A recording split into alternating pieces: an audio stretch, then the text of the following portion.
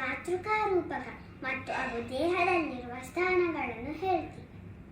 ಅಜ ಆನಂದ, ಇಂದ್ರ, ಈಶ, ಉಗ್ರ, ಊರ್ಜ, ಋತಂಬರ, ರೂಢ, ದೃಶ, ಲೂಜಿ, ಏಕಾತ್ಮ, ಐರ, ಓಜೋವೃತ್, ಔರಸ, ಅಂತ, ಅರ್ಧಗರ್ಭ, ಕಪಿಲ, ಖಪತಿ, ಗರುಡಾಸನ, ಘರ್ಮ, ನ್ಯಸಾರ, ಚಾರ್ವಂಗ, ಛಂದೋಗಮ್ಯ, ಜನಾದನ, ಛಾಟಿತಾರಿ, ನ್ಯಮ, ಟಂಕಿ, ಠಲಕ, ಡರಕ, ಢರಿ, ನಾತ್ಮ, ತಾರ, ಥಭ, ದಂಡಿ, ಧನ್ವಿ, ನಮ್ಯ, ಪರ, ಫಲಿ, ಗುದದಲ್ಲಿ ಬಲಿ, ಉಪಸ್ಥದಲ್ಲಿ ಭಗ, ತುಂದಿಯಲ್ಲಿ ಮನು, ಹೃದಯದಲ್ಲಿ ಯಜ್ಞ, ತ್ವಕ್ನಲ್ಲಿ ರಾಮ,